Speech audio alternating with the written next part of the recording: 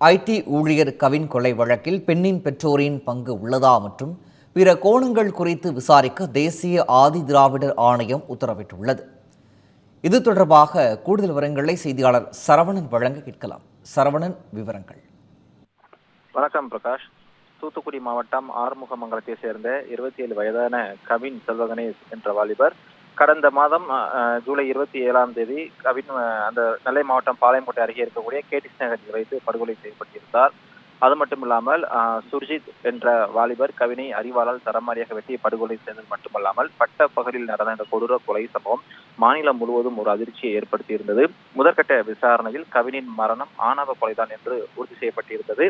இந்த வழக்கில் முக்கிய குற்றவாளியாக பார்க்கப்படக்கூடிய சுர்ஜித்தின் பெற்றோர் சரவணன் மற்றும் கிருஷ்ணகுமாரி ஆகிய இருவருமே உடந்தையாக இருந்தது தெரிய வந்ததை தொடர்ந்து இருவரும் சஸ்பெண்ட் செய்யப்பட்டு சரவணன் தற்போது கைது செய்யப்பட்டு சிறையில் இருக்கிறார். இந்த வழக்கில் இரண்டாவது குற்றவாளியாக பார்க்கக்கூடிய கிருஷ்ணகுமாரி தற்போது சிபிசிஐடி போலீசார் ஒரு சம்மன் அனுப்பியிருக்கிறார்கள். வரக்கூடிய 15ஆம் தேதிக்குள் நேரில் விசாரணைக்கு ஆஜராக வேண்டும் என்ற ஒரு உத்தரவானது பிறப்பிக்கப்பட்டிருக்கிறது. அது மட்டுமல்லாமல் இன்று காலை நெல்லை மாவட்டத்திற்கு வருகை தந்த தேசிய SC/ST ஆணையம் திருநெல்வேலியில் பத்திரிகையாளர்களை சந்தித்தார்கள். அப்போது தமிழகத்தில் ஆணவ படுகொலை அதிகரித்து வருவதாக ஒரு முக்கியமான குற்றச்சாட்டை பதிவு செய்திருக்கிறார்கள்.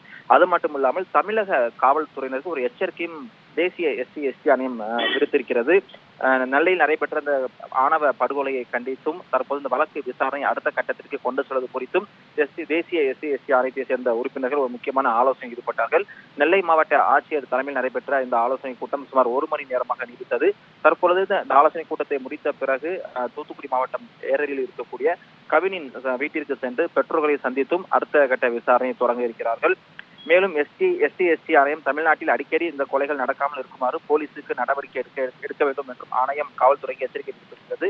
அது மட்டுமல்லாமல் கவின் வீட்டுக்கு சென்று அந்த வழக்கை அடுத்த கட்ட விசாரணைக்கு கொண்டு செல்லும் விதமாக அடுத்த கட்ட 2ஆம் கட்ட விசாரணையை தேசிய SC/ST ஆணையம் சட்ட நேரத்தில் தொடங்க இருக்கிறது. பிரகாஷ்,